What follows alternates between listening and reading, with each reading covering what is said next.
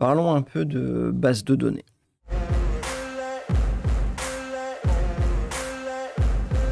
Bonjour à tous. Alors on va parler un petit peu de base de données aujourd'hui. Vous êtes peut-être comme moi, c'est-à-dire que vous pouvez avoir besoin d'une base de données dans laquelle vous pouvez écrire quelques éléments. Alors vous n'avez pas forcément un besoin qui va être fou, mais vous avez quand même besoin d'écrire des trucs quelque part. Eh bien, on va essayer de développer un petit peu cette partie-là. Alors, mon besoin initial, pour vous me donner un petit peu de contexte, c'était d'utiliser N8N. N8N, donc ça permet de faire de l'automatisation et par exemple d'envoyer les notifications dans Discord. Je vous mets toujours le Discord en description, n'hésitez pas à rejoindre si vous avez des questions ou autres, c'est plus facile de vous y répondre. Et donc il y a un canal qui va mettre en place les nouvelles vidéos que je peux mettre en ligne. Le truc c'est que dans ce canal, ce qui a déjà pu arriver, c'est que parfois on a plusieurs notifications parce que peut-être que je vais éditer une vidéo ou autre, et comme c'est un flux RSS qui est pris, eh bien il peut être amené à l'écrire plusieurs fois et donc à le notifier plusieurs fois. Et donc j'ai besoin de savoir quelle est la dernière vidéo. Il faut bien l'écrire quelque part pour le savoir. Donc, ce que j'utilise actuellement, c'est Base.ro, qui tourne au travers d'un Docker. Voilà, qui se présente comme ça. Hop, et qui permet d'avoir une base de données très basique, hop, de cette nature-là, qui aujourd'hui fait le boulot pour de l'écriture simple avec de la demande simple. J'ai envie de dire que ça fait l'affaire. On n'a pas forcément besoin de beaucoup plus. C'est gratuit, c'est open source, bref, tout ce que j'aime. Ça fait le boulot. Ça fait le boulot. J'utilise que pour ça. Il n'empêche que dans N8N, on peut connecter différentes bases de données qu'on peut retrouver donc en partie ici. Et donc j'en ai testé quelques-unes. J'ai testé MySQL, j'ai testé PostgreSQL. On peut l'installer, mais fondamentalement, j'arrive pas à récupérer un front avec soit adminer pour PostgreSQL, soit phpMyAdmin pour MySQL. Ça pote, il y a toujours un truc d'erreur, IPO non autorisé, enfin bref. J'ai retourné un peu le truc dans tous les sens, j'ai pas réussi à débloquer pour l'instant. Celui qui me faisait, quoi qu'il arrive, un peu de l'œil, c'était le SQL Server, parce que dans mon activité pro, je suis amené à travailler déjà avec du SQL. Donc je connais un peu plus l'interface, les fonctions, les opérateurs, etc. qu'on peut utiliser. Donc SQL Server permet d'aller beaucoup plus loin dans la data qu'un simple Base.ro. Mais encore une fois, Base.ro, vous voyez, dans certains cas, il y en a largement assez. Dans SQL Server, on pourra avoir des tables, des vues, on peut créer des fonctions, des procédures stockées, appeler des jobs, bref. On peut aller vraiment beaucoup plus loin. Et c'est quelque chose que je connais davantage. Donc, j'ai essayé forcément d'installer sur SQL Server 2022. Le truc, c'est que quand vous l'installez, eh bien, vous arrivez au final avec une erreur. Et donc, vous pouvez pas aller beaucoup plus loin. Donc, je sais pas déterminer ce qui pose problème. Peut-être qu'un jour, ce script-là fonctionnera, mais il s'avère qu'en l'état, eh bien, c'est pas le cas.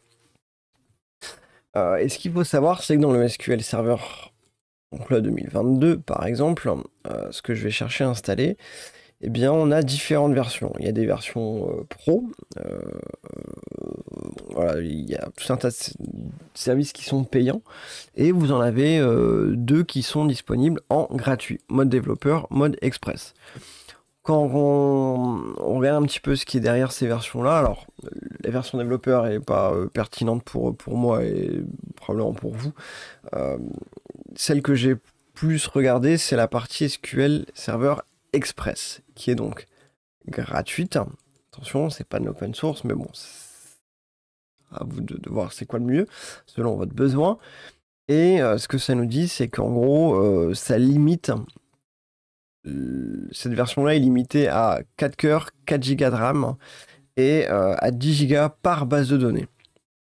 Alors pour certains ça sera peut-être pas beaucoup, mais si c'est pas beaucoup, c'est que vous avez rien à faire ici et que vous cherchez pas à écrire juste 3-4 trucs dans des tables, c'est que vous êtes en entreprise et que c'est pas ça que vous devez installer. Là encore une fois, mon public s'adresse à des gens comme moi qui touchent à des services à gauche à droite. et qui ont besoin d'avoir, pourquoi pas, des bases de données dans lesquelles écrire à gauche à droite. Honnêtement, 10 Go pour une base de données, c'est quand même plutôt conséquent, hein. C'est assez violent déjà. Voilà, donc ça c'est pour poser un petit peu le contexte. Maintenant, pour ce qui est de l'installation, eh bien c'est là où c'est pas le plus facile.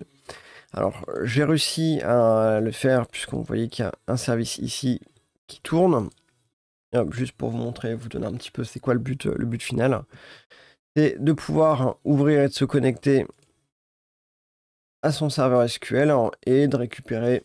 Alors, on voit pas grand chose, hein, je peux pas vraiment vous le zoomer. Mais en gros, on a notre base de données et dans lequel on va pouvoir écrire un certain nombre de tables, tout bateau, et écrire un certain nombre d'items dedans. Bon, je peux pas vous l'agrandir, mais grosso modo, ça permet de lancer des requêtes et de récupérer des résultats. Donc le but est là. Le truc, c'est que pour y arriver, d'un coup, c'est pas forcément le plus évident, et il y a des petits trucs quand même qui sont à comprendre. Et donc c'est ce qu'on va voir aujourd'hui, c'est comment installer SQL Server sur votre machine en partant un petit peu de zéro. On va avoir besoin de quelques prérequis. Donc, si je prends les documentations, donc aujourd'hui, pour installer SQL Server, je vous mettrai encore une fois les liens en description, n'hésitez pas à aller les voir. On a les requêtes qui vont bien pour installer SQL Server, donc soit sur un Ubuntu 20.04 ou un 22.04. Par défaut, j'ai préféré prendre la dernière version, 22.04, qui est logiquement celle qui est la plus sécurisée. Donc pour faire ça, hop, on va se mettre les deux ici en parallèle. Ce qu'on va avoir besoin de faire, et donc je vais le refaire avec vous, je vais l'installer de nouveau sur un autre conteneur XC. On va créer tout en haut donc un conteneur, vous cliquez dessus, vous lui donnez un numéro, celui que vous voulez. Moi je vais le mettre en 221. L'autre va s'appeler MS SQL. Le mot de passe, vous mettez votre mot de passe route. Hop, donc un mot de passe pour la machine. Pour cette machine, moi je mets le même comme en route. C'est pas l'idéal, mais bon, faites comme vous voulez, mais il faut le définir un mot de passe. Modèle, là vous allez avoir besoin d'aller chercher différents modèles, notamment le 22.04 standard, hop, que vous devez probablement voir si vous avez installé d'autres items. Et donc, si on reprend, 22.04, c'est bien celui qui nous est demandé. Je le sélectionne, je fais suivant, il va me demander mettre un disque dur. Je vais lui mettre quelque chose comme... j'ai plus le prérequis là sous les yeux, mais il nous disait que le max c'est 4 cœurs, 4 Go de RAM et 10 Go par base de données. Ça me paraît beaucoup déjà, 10 Go. Allez, on va en mettre 12, histoire d'avoir un petit peu de marge. En processeur, je vais lui mettre 2 cœurs. Je vais lui mettre 4 Go de RAM. Pourquoi 2 cœurs? Parce que j'en ai largement assez pour ce que je vais faire, pour faire quelques sélections dans la journée, insérer quelques trucs. J'en ai largement assez. Je lui mets 4 Go de RAM, même pas, allez, on va lui mettre 2 Go. Il y aura bien assez. Hop. Moi, je vais le mettre en statique. Vous n'êtes pas obligé de le faire, vous pouvez rester en DHCP si vous avez besoin, enfin si vous préférez, qu'il n'y a pas d'utilité à ça. Je vais juste aller checker quel IP je peux aller lui donner. 36 a priori, en 36 j'ai rien, donc slash 24. Hop, on marque SQL Server. Bon, ce que je fais, c'est que je remplis un petit fichier à côté avec mon archi local. Et que ça ressemble à ça, hein. J'ai des certain nombre d'IP que j'ai verrouillé, que je garde de côté. Mon DHCP de ma box commence à partir de 51 par exemple. Ça me permet d'avoir tout un tas de trucs et de travailler un peu toujours au même endroit. Donc voilà, ça c'est bon. Je sais qu'en 36 j'ai rien et j'aurai maintenant quelque chose. On garde tout d'origine. Pour le reste, j'ai pas besoin de changer les DNS. Et c'est parti. Donc, il va me créer le conteneur qui est donc en 221 ici, donc qui est sur une base Ubuntu, et on va pouvoir le démarrer. Console démarre.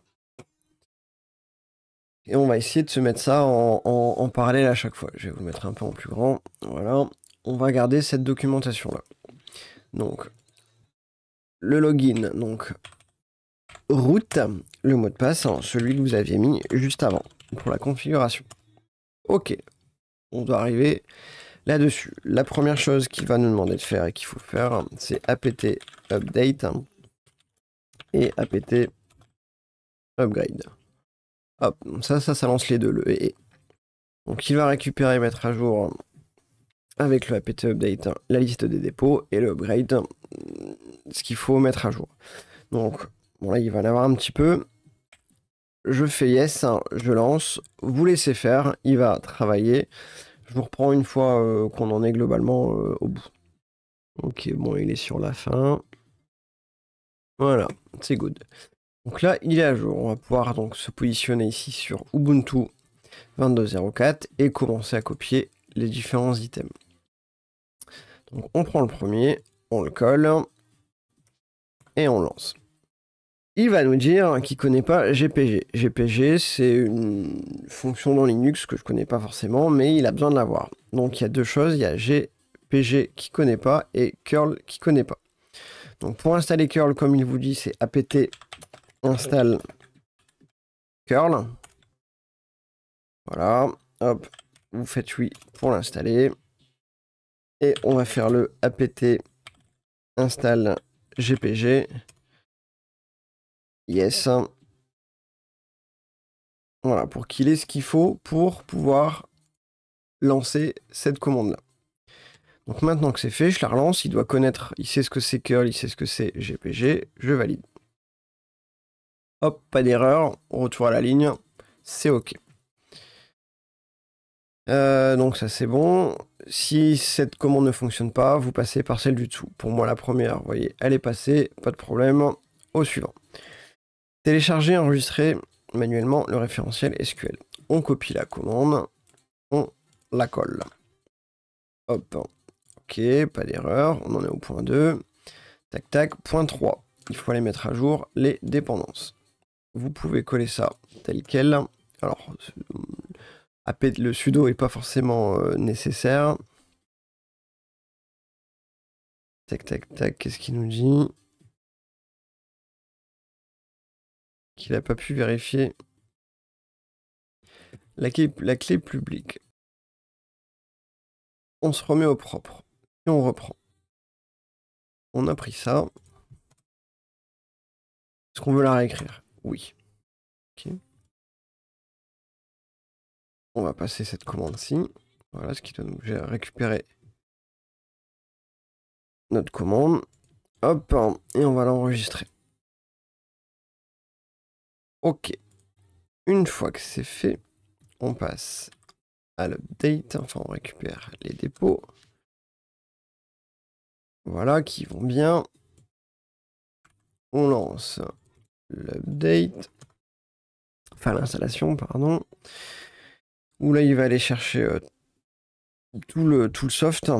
Donc, il faut patienter le temps que ça se télécharge et que ça s'installe. Je vous reprends une fois qu'il en est arrivé au bout. Ok, il a donc terminé. Hop, il a installé tout ce qu'il faut. Et l'étape suivante, c'est faire le setup. Donc, on copie la commande. C'est ce qu'il nous dit à peu près ici, vous voyez. Hop, il nous dit de lancer la commande qui va bien, qui est juste au-dessus. On la valide. De là, on va avoir les différents choix sur quelle version on souhaite l'installer. Vous voyez qu'il y a des licences, il y a des choses en règlement à partir du 4, et que grosso modo, vous avez le choix entre le 1, le 2 et le 3 de manière gratuite, de manière free. La première, vous avez une limitation de 180 jours. Si vous n'êtes pas plus développeur, ça va avoir des fonctionnalités spécifiques dont j'ai pas besoin. Moi, c'est l'Express, ma foi, la version classique. Donc, je fais 3, entrée. Est-ce que j'accepte les termes? J'ai pas trop le choix, sinon je peux pas l'utiliser. Donc oui. Et entrée un mot de passe administrateur. Vous renseignez un mot de passe que vous retapez. Ok. Il va configurer le serveur SQL. Voilà, il a bien récupéré la licence, l'édition express. Tac, on est bon. Hop, cette page-là, c'est OK. Et ensuite, on a une commande ici qui nous permet de vérifier que tout fonctionne. On la lance et on valide. On voit que le service est en train de tourner. Pas de souci. Donc là, vous avez terminé la partie installation de SQL Server. Ça va parler du compte SA. Alors, moi, je ne vais pas y toucher ici, puisque c'est juste quelque chose que je vais utiliser localement et je n'expose pas cette base sur le web, donc je ne vais pas en tenir compte pour l'instant, d'autant que je ne suis pas forcément expert après sur ce qui se passe avec ça. Mais ce SA, c'est important. C'est le compte avec lequel on va se connecter dans SQL Manager. Pour vous, donc le SQL Manager, là, j'ai le petit lien qui va bien. Vous avez ça ici. SQL Server Management Studio. Alors, cliquez pas sur le premier qui passe. Hein. En fait, quand vous descendez un petit peu, vous avez différentes langues qui sont disponibles, dont le français. Vous le téléchargez et vous l'installez. Et voilà, vous allez pouvoir comme ça vous connecter. Donc, dans mon cas, ici, je vais me connecter à une base de données. J'ai dit 36, je m'en souviens même plus. Ouais, ça doit être ça. La connexion, c'est pas route, hein, c'est SA. C'est le compte qui est créé par défaut. Vous mettez le mot de passe que vous avez mis au préalable. Certificat. Enfin, de toute façon, tout ça, c'est pas forcément nécessaire. Hop. Et je suis connecté à ma base de données. Donc pour l'instant, je n'ai rien dedans, mais fondamentalement, j'ai toute possibilité de créer une base et d'aller y faire ce que j'ai besoin par la suite. Donc on va s'arrêter là pour la partie config d'aujourd'hui. Si jamais vous souhaitez, vous avez des demandes par rapport à du SQL, je peux être en mesure de vous accompagner un petit peu ou de faire quelques vidéos sur des utilisations de base, un select, un insert, un update, un delete. Voilà, il peut y avoir des petites choses qui peuvent être utiles, pourquoi pas. Rester raisonnable, bien sûr, encore une fois. Mais on peut faire beaucoup, du coup, avec cette version-là de SQL Server. D'autant qu'on peut aussi le connecter avec n8n hein, pour faire pareil, de l'écriture, de la lecture, de l'insert, etc. Donc, on s'arrête là et c'est déjà amplement suffisant. Je vous mets les liens utiles en dessous de la vidéo. N'hésitez pas à aller jeter un petit coup d'œil. C'est tout pour aujourd'hui. Soyez bienveillants et à la prochaine.